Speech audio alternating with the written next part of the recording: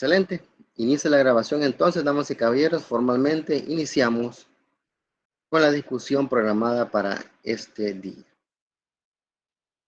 Nos habíamos quedado, después de haber visto cómo se calculaban valores presentes y valores futuros, tanto para cantidades únicas, corrientes mixtas de fondos y anualidades, ahora vamos a entrar al apartado de algunas aplicaciones prácticas de esos cálculos anteriores. El primero de ellos es el relativo a los depósitos que se requieren para que se acumule una suma o una cantidad en el futuro. Un pequeño ejemplo nos va a permitir ilustrar cuál es la dinámica de utilización de este tipo de aplicaciones. Suponga que una persona quiere adquirir una casa dentro de 5 años y calcula que deberá dar una prima de 20,000 en esa fecha. Desea efectuar depósitos por la misma cantidad al final del año en una cuenta que paga el 6%. Surge la pregunta, ¿de cuánto debe ser el depósito?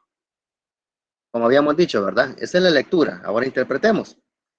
Cuando dice que una persona quiere adquirir una casa dentro de 5 años, significa que el horizonte del momento en el que se va a realizar la transacción no es actual, sino que es a futuro. Dentro de 5 años, según se especifica. Y lo que se está indicando es de que en 5 años, esa persona necesita tener 20,000 dólares disponibles. ¿Ya? Ahora quiere proyectarse para que depositando una cantidad anual en una cuenta de ahorro que rinde 6%, le permita construir año con año un fondo que cuando se llegue a la culminación de los 5 años plazo que se han proyectado, se tengan los 20,000 dólares. Entonces, ¿qué es lo que nos está indicando? Que debemos buscar un valor futuro, ¿verdad? Eso es lo primero. Como estamos hablando de que la transacción se proyecta a realizar en 5 años, no hablamos de algo que es presente, sino que valor futuro. Por lo tanto, utilizamos la fórmula para efectos de encontrar la anualidad, que es lo que nos está pidiendo, pero recordando, ¿verdad? La fórmula significa que valor futuro va a ser igual a la anualidad, factor de 1 más i elevado a la n menos 1 entre i. Sustituyendo datos, tenemos 20,000, que es lo que necesitamos obtener dentro de 5 años. Por lo tanto, es nuestro valor futuro. A, que es la anualidad que estamos buscando, porque es lo que nos está pidiendo. ¿De cuánto debe ser el depósito? Como en esencia buscamos que sean depósitos similares año con año, entonces estamos hablando de una anualidad. Y tenemos 1, que es constante, más 0.06, que es el interés del que estamos hablando en la cuenta de ahorro, elevado a la 5, porque tenemos un periodo de 5 años para construir el fondo. Igual dividimos entre 0.06. Teniendo este factor multiplicando la variable que buscamos de incógnita, únicamente dividimos entre los 20,000 para que obtengamos ya la variable despejada. Por lo tanto, el valor del depósito que se debe hacer al final de cada año es de 3,547.93. Esto cuando es útil conocerlo, cuando se hacen proyecciones para gastos o inversiones futuras. Por ejemplo, se estima que en las proyecciones que ha hecho una empresa se cuente con la oportunidad dentro de 3 años, por ejemplo, de invertir en el área de la explotación de madera, por ejemplo, en bosques, porque hay un terreno que está cerca de nuestra empresa que está siendo utilizado para el cultivo de árboles maderables. O sea, es un terreno que legalmente hablando ha sido destinado para eso. Entonces, si se sabe que dentro de 3 años estará lista la cosecha de árboles con suficiente estatura para poder ser talados y convertirlos en madera, entonces valdría la pena invertir en ese tipo de negocio. Ahora, ¿necesitamos tener el dinero ahorita? No. Podemos ir construyendo año con año un fondo que nos permita tener la cantidad deseada al momento en el que tengamos ya el plazo para hacer nuestra inversión. Es básicamente lo mismo que acabamos de ver con este ejemplo, ¿verdad? De alguien que se proyecta dar una prima para una casa de 20,000 dólares en 5 años. ¿Qué característica tiene el generar depósitos para acumular una suma futura? Implica la creación de una anualidad, que es la que hemos encontrado, a partir de una cantidad que espero tener en el futuro. ¿Ya? Generalmente en matemática financiera esto se conoce como fondos de amortización, porque una característica es que hay un gran tema en finanzas que se llama amortización, y ese tema tiene 2 derivadas. La primera derivada es fondo de amortización, que es lo que estamos viendo en este momento, y la otra derivada es tablas de amortización, que es lo opuesto. El fondo de amortización se caracteriza porque usted va construyendo año con año, mediante depósitos similares, una cantidad que usted requiere en el futuro. Ese es un fondo de amortización. Pero la tabla de amortización es lo opuesto. Es que usted quiere un compromiso hoy y lo que refleja son pagos que usted hace. En el fondo de amortización refleja depósitos. En la tabla de amortización refleja pagos.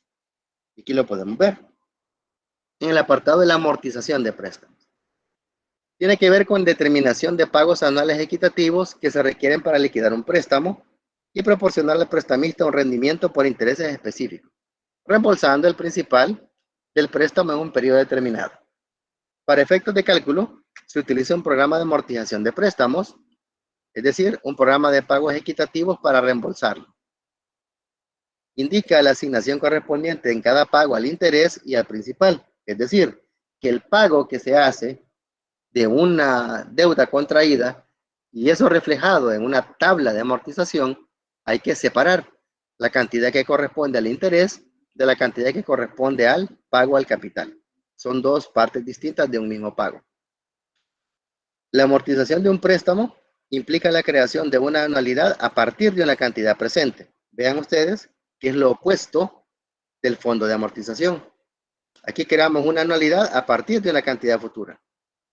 En la tabla de amortización creamos una anualidad a partir de una cantidad actual o valor presente, que es lo opuesto. Ejemplo, una persona quiere determinar la cantidad de pagos que se requiere efectuar al final de cada año para amortizar un préstamo de $6,000 a una tasa del 10% durante 4 años. Acá tenemos valor presente de la anualidad, que va a ser igual a la anualidad, que en este caso en vez de valor futuro es la anualidad. Factor de 1 menos 1 sobre 1 más i elevado a la n menos 1. Esta es la formulita, que es diferente a la del valor futuro de una anualidad. Este es el valor presente, ¿ya?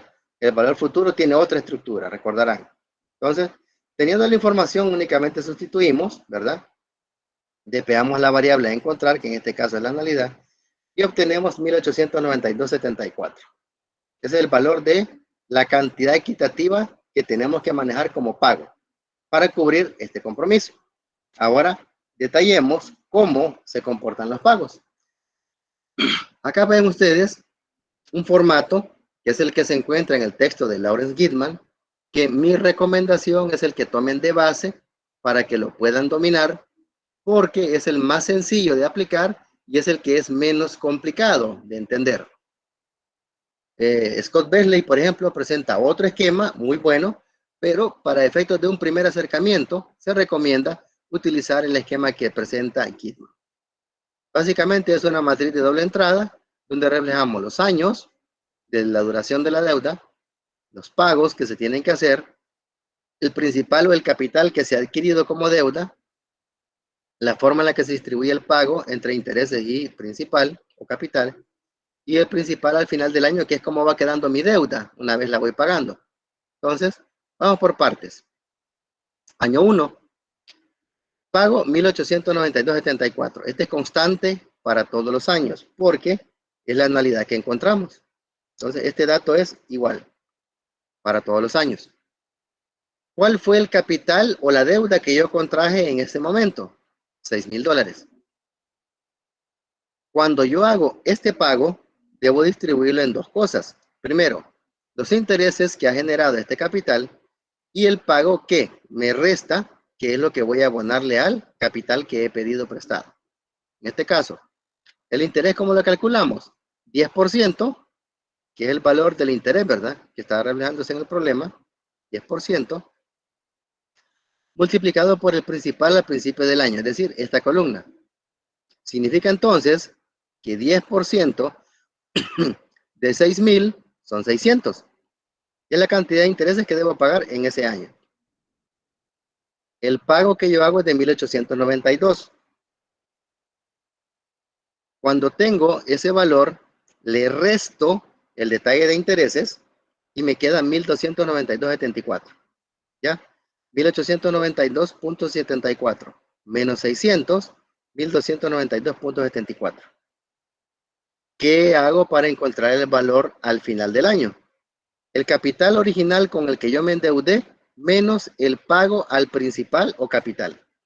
Sería 6,000 menos 1,292,74. Nos da 4,707,26. ¿Cuál es la bondad de utilizar este formatito, este modelo que presenta Gitman? Que de una vez me permite que al saber que yo cierro el año con esta cantidad, es la misma con la que empieza el siguiente año. Yo solo traslado. El dato que obtengo aquí, lo traslado acá. Esa es la bondad del uso de este formato, porque es más fácil de entender. En la misma lógica, 4,707,26 por el 10%, 470,73. Mi pago menos el interés, 1,422,01. Y 4,707 menos 1,422, 3,285. Este dato con el que cierro este año es con el que empiezo el siguiente, ¿verdad? Y la misma lógica. 3,285 por el punto 10, 328,53. 1,892 menos 328, 1,564. 3,285 menos 1,564, 1,721,04. Con esta cantidad que cierro, inicio la siguiente y aplico el 10%, 172,10. 1,892 menos 172,10, 1,720,64. Aquí el autor hace una aproximación y lo deja a cero por fines didácticos, ¿verdad? Por fines académicos, pero en la realidad aquí hay una diferencia como de 60 centavos aproximadamente entre este valor y este otro. Bueno, no, son 40 centavos exactamente. Porque aquí tenemos 64, aquí 0,4, aquí tenemos 1 y aquí tenemos 0. Entonces son 40 centavos. ¿Qué elemento hay que tomar como consideración para que se obtenga por válido o por bien hecha una tabla de amortización? Que la diferencia encontrada, o la diferencia si la hubiera en el último periodo, después del último pago, debe ser mayor o menor, más menos $1. Si la diferencia es de 1,23 dólares, por ejemplo, hay problema, porque es demasiado alta la variación. Si la variación va a 93 centavos, 82 centavos, 50 centavos, perfecto, es válido, no hay problema. Porque se entiende que las aproximaciones juegan un papel importante a la hora de hacer este tipo de ejercicio. ¿Qué podemos retomar de acá? Primero, los intereses van decayendo a medida que pasa el tiempo, porque el capital al cual le aplicamos el interés va disminuyendo. Si se percatan, el interés es fijo, como tasa porcentual, pero vean que la cantidad difiere. ¿Por qué? Porque la base sobre la cual aplico el porcentaje va disminuyendo. Igual, vean lo que pasa con el pago principal. Va aumentando en la medida se va realizando los diversos pagos. ¿Por qué? Porque al ser menor el castigo por intereses a la cuota, es más alto el valor que queda disponible para abonarle el capital. Entonces aquí pueden ver que aquí se disminuyen los intereses y el pago al capital va aumentando. Para que al final lleguemos a tener este dato, ¿verdad? Donde extinguimos completamente la deuda. Eso es como se trabaja una tabla de amortización, ¿verdad? De manera básica y sencilla. Otra cosa que es importante recordar es que hay ocasiones en las que se nos presenta información donde se nos solicite identificar el nivel o tasa de crecimiento que ha tenido una inversión a lo largo del tiempo. ¿Por qué? Porque en ocasiones hay que calcular la tasa anual de crecimiento de una serie de flujos de efectivo para saber qué tanto rendimiento ha generado. Dice la teoría que al hacer esto se pueden emplear indistintamente factores de interés de valor presente o de valor futuro. ¿Ya? Aquí tenemos un ejemplo. Tenemos una serie de fondos, una corriente de fondos que parte del 2011 al 2015. Tenemos que en el 2011 son 1,250, 2012 1,300, 2013 1,370, 2014 1,440 y 2015 1,520. Una vez hemos hecho esto, nos dice la teoría que debemos determinar el número de años de crecimiento. Una cosa es el tiempo de vida de la inversión y otra cosa son los años de crecimiento que hay dentro de la vida de la inversión. Normalmente se considera N-1, porque lo que en este caso particular es 5, porque son 5 periodos, ¿verdad? 1, 2, 3, 4, 5. 5 menos 1 igual 4 años de crecimiento. ¿Eso lo podemos comprobar? Sí. Pueden ver ustedes que del año 1 al 2 hay un año de crecimiento. Del 2 al 3, 2 años de crecimiento. Del 3 al 4, 3 años de crecimiento. Y del 4 al 5, 4 años de crecimiento. Es decir, N-1, ¿verdad? Entonces, una vez se ha definido eso, se divide la cantidad del primer año entre la cantidad del último año. Es decir, la cantidad del año 2011 entre la cantidad del año 2015, en este caso. Al hacer la división, 1250 entre 1520, se obtiene el factor de interés de valor presente de 0.822. Es decir, este factor es una guía que me va a permitir identificar cuál es el interés asociado a ese crecimiento de fondos. Pero para hacerlo hay que hacer un proceso. Hay que buscar en la tabla A2, que está en el apéndice A del libro de texto de Gitman, el texto guía, factores de interés de valor presente para $1 descontado a I% durante N periodos del apéndice A4 para 4 años de crecimiento. ¿Por qué? Porque los años de crecimiento son 4. La serie dura 5 años, pero los años de crecimiento son 4. Entonces, para que tenga sentido eso, nos vamos a apoyar de la información que está en el libro, lo que les mencionaba en su momento. Esto está disponible en el texto que ustedes tienen ahí en la plataforma, ¿verdad? El texto guía, para que lo puedan corroborar. Dice que buscamos el factor de interés asociado a 4 años de crecimiento. ¿Cómo utilizamos estas tablas? Sencillo. Matriz de doble entrada, fila, columna. ¿Cuál sería el punto de partida?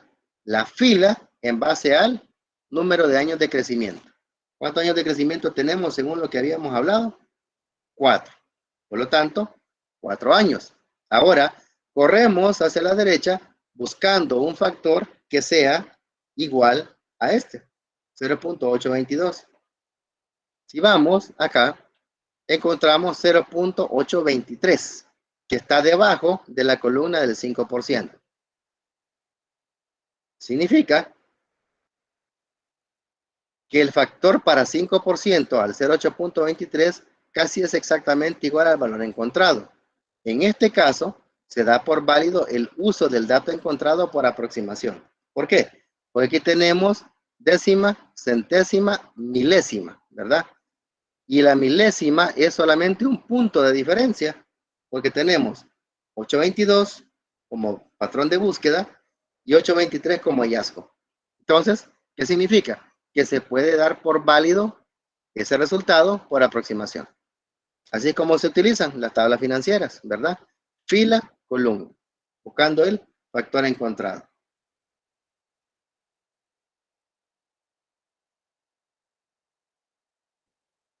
Ahora, cuando nos encontramos con la realidad, puede ser que la tasa que busquemos no esté exactamente dentro de los rangos que están definidos en las tablas financieras, sino que vamos a tener que hacer ciertos arreglos para encontrar la tasa exacta que se encuentra entre dos tasas como límites.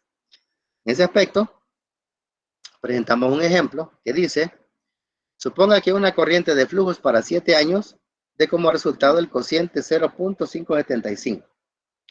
Al buscar en la misma tabla, para 6 años de crecimiento, recordarán, ¿verdad? 7 años es la duración de la inversión, 6 es el resultado de n menos 1, 6 años de crecimiento.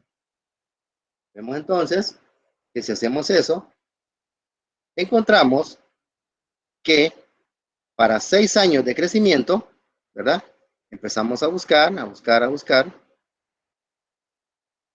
y encontramos estos dos valores. Lo que nos está pidiendo el ejercicio es encontrar 0.575. Pero al irme a la tabla, ese valor no está. Tengo 0.564, que es menor que 575. Y tengo 5.96, que es mayor que 5.75. Significa entonces que la tasa que yo busco está entre 5.96 y 5.64. Si vamos al barrido en base a columna, significa entonces que la tasa de interés que yo requiero encontrar está entre 9 y 10%. O sea, está entre las dos. Clic. Entonces, cuando lo hacemos, hallamos, ¿verdad? Los factores 596 para 9% y 564 para un 10%. Por lo tanto, la tasa se debe encontrar entre esas dos. ¿Cuál es el procedimiento? Aquí se las coloco paso a paso. Para interpolar, ¿qué es lo que debemos hacer? Encontrar la diferencia entre los factores que acabamos de hallar. Es decir, 596 y 564. 596 menos 564, 0.032. Esa es la diferencia. Paso 2. Encontrar la diferencia entre el factor de interés de valor presente asociado a la tasa de interés más baja y el cociente calculado. ¿Cuál es la tasa de interés más baja en base a los cocientes? La tasa de interés más baja es 9 y el cociente asociado es 596. Por lo tanto, sería 596 menos el valor que encontramos originalmente, ¿verdad? 0.575, que es este. 0.575, el que estamos buscando. Encontramos 0.021. Paso 3. Dividir el valor encontrado en el paso 2, o sea, 0.021, entre el valor encontrado en el paso 1, que es 0.032. Y aquí lo pueden ver. 0.021 entre 0.032. Nos da como resultado 0.6563. Después, lo que debemos hacer como paso 4 es sumar este dato a la tasa de interés menor, que en este caso es 9%. 9 más el factor que hemos encontrado, 9.6563. Esta es la tasa de interés exacta asociada a este factor de crecimiento, 5.75. Vean ustedes que no es ni 9, no es 10, sino que es 9.6563. ¿Por qué se manejan 4 decimales? Porque puede ser relevante a la hora de que se pida que hagan una comprobación. Si él dice, por ejemplo, compruebe que el valor encontrado es exacto en base a la tasa de interés que se acaba de identificar por interpolación, usted debe introducir esa tasa de interés en el planteamiento, ya sea de una anualidad, ya sea de un valor presente, ya sea de un valor futuro, etcétera, y sobre esa base hacer cálculos y debe pegarle con lo que estamos buscando. Entonces, para efectos de procedimientos, es recomendable siempre manejar hasta 4 decimales. Y así nos vamos a la muy respuesta, ¿verdad?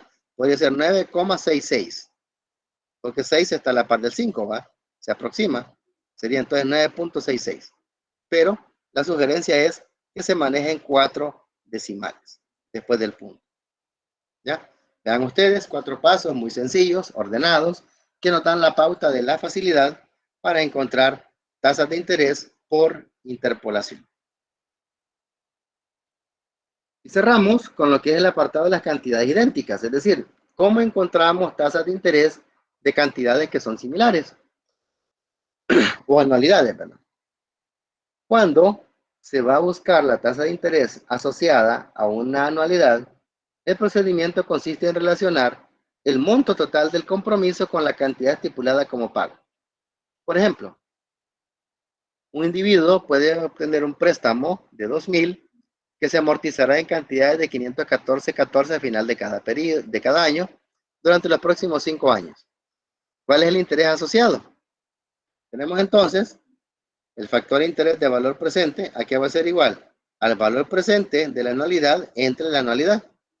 ¿Cuánto es el considerado compromiso adquirido ahora? 2,000. Estos 2,000 los divido entre la anualidad, 514.14. Me da 3.8899. Al buscar el factor en la tabla A4, encuentro que para 5 años el interés asociado es del 9%. En base al factor de interés de valor presente, 3.890. Vean ustedes que en los casos anteriores hemos trabajado con factores de 0 punto y algo, ¿verdad? Que son los que están en esta tabla, en la A2. 0 punto y todo lo demás, ¿verdad? Como se ha venido trabajando. Pero vean que en el que acabamos de encontrar aquí, es un 3.8899. Entonces, cuando nos encontremos con este tipo de factores, no nos vamos a ir a la tabla A2, sino que nos vamos a ir a la A4. Vamos a buscarla. Tabla A2.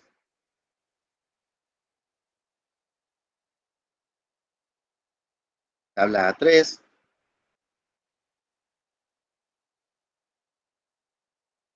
Tabla A4. Esta es la que nos está pidiendo que utilicemos. Vean ustedes. Estamos hablando de anualidades, ¿verdad? En este caso. Y ahora buscamos, en base a lo que nos dice la teoría del ejercicio, para 5 años, ¿verdad? El interés asociado es del 9%. Vamos a ver, 5 años, corriendo acá, a la columna, 9%. 3.890, que es prácticamente igual a 3.899, por aproximación. Entonces, vean ustedes que cuando hablamos de anualidades, utilizamos la tabla A4. Y cuando hablamos de valores presentes, utilizamos la tabla A2. ¿Por qué? ¿Cuál es la guía que ustedes van a buscar? La utilización de este factor antes del punto. Si les da un valor entero y de ahí viene punto algo, van a utilizar la tabla A4, como está aquí. 1, 2, 3, 4, dependiendo, ¿verdad? El número de factores y periodos.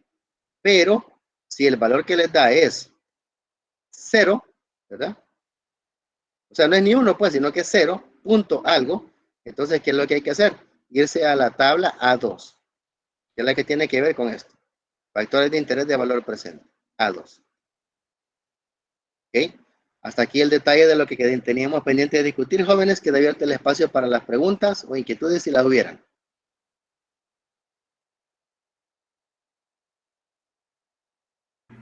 Yo tengo una pregunta. Dígame, Rosy. Estaba buscando la tabla en el libro y no la encuentro. ¿Podría decirme en qué página está más o menos? Ok, ¿en qué texto lo está buscando? ¿En la 11ª o 12ª? Ya le digo. En la 12ª. Ok, vamos a ver. Por acá tenemos a mano los textos guía. Vamos a revisar.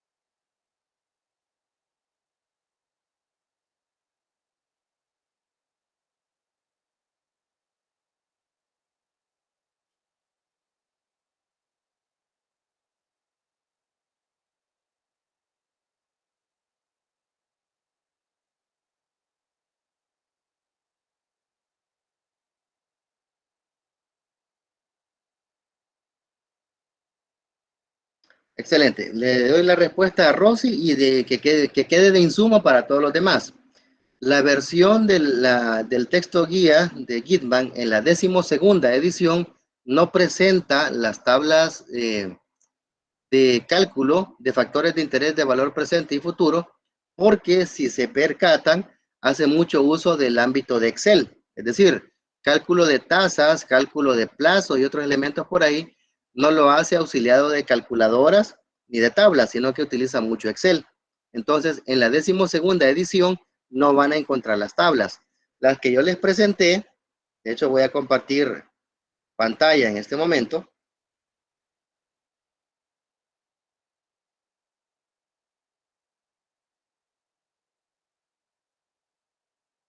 ¿Ah? Estas tablas que les mostré acá son las que están en el texto guía de Gitman, pero de la 11ª edición. 11ª.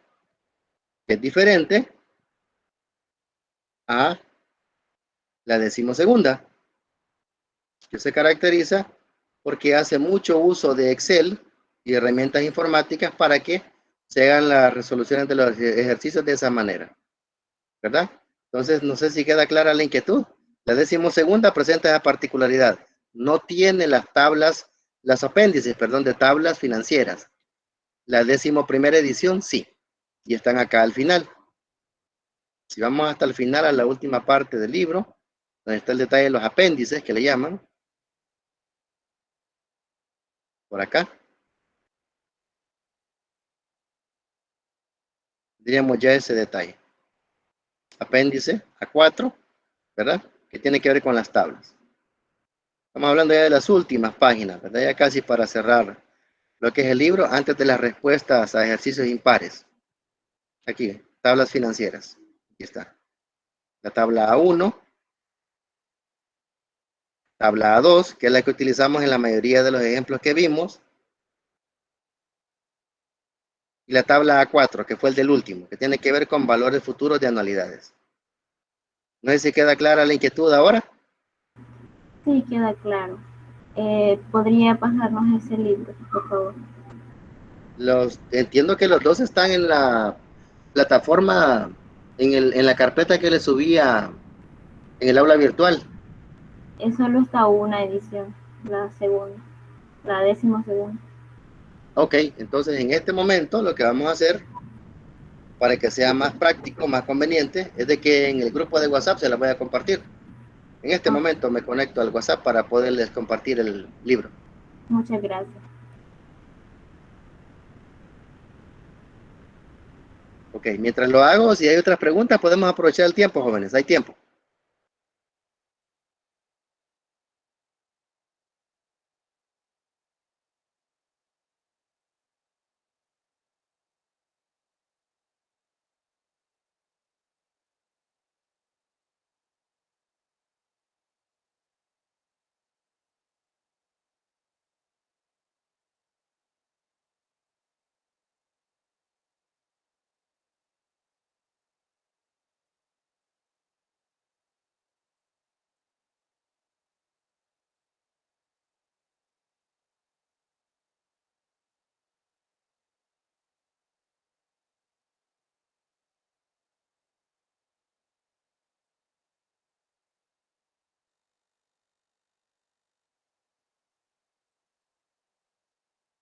A este libro en el grupo de WhatsApp, corroboren por favor si ya se cargó.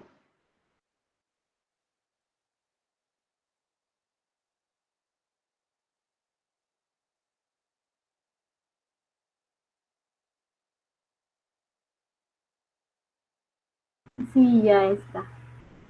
Ok, perfecto, excelente, muy bien. ¿Alguna otra inquietud, jóvenes? ¿Alguna otra duda? Ok, Kenia nos confirma que ya. Ok, perfecto, muchas gracias, Kenia, muy amable. Veamos, hay más interacción en el chat. Ok, perfecto, muy bien, gracias. Ok, entonces si no hay más inquietudes, damas y caballeros, para mí sería un gusto haber estado con ustedes, partiendo del hecho de que estamos considerando pues que son los primeros temas, ¿no? ¿Verdad? Los que estamos viendo ahorita, aquellos que son como introductorios, ¿verdad? Entonces veamos acá, Luis Amílcar pregunta. Ah, ok, excelente, aquí. Amílcar, no hay duda de mi parte, perfecto, gracias. Benjamín, respecto a las tablas, ¿se usarán a la hora de los exámenes? ¿Tendremos que andarlas descargadas? Sí, excelente pregunta. Se sugiere que para el parcial que vamos a hacer, donde vamos a evaluar estrictamente lo que es matemática financiera, anden cargando las tablitas por ahí, ¿verdad? De preferencia impresas. No son muy extensas, son 4 tablas y creo que son 2 páginas por tabla. Entonces, normalmente se ocupa más la A2 y la A4. Entonces, reduzcan a tener acceso a esas tablas completas, ¿verdad? Desde el primer valor hasta el último, según el texto, y andenlas cargando, porque las vamos a necesitar a la hora del parcial. De hecho, se aclara que va a ser el único material disponible que van a poder consultar a la hora de hacer el examen. Entonces, excelente pregunta, Benjamín. No sé si queda clara la inquietud. Ok, gracias, perfecto. Luis Amílcar indica A2 y A4 tablas impresas, correcto. Entre esas 2 tablas nos vamos a debatir para cuando estemos resolviendo los ejercicios del parcial.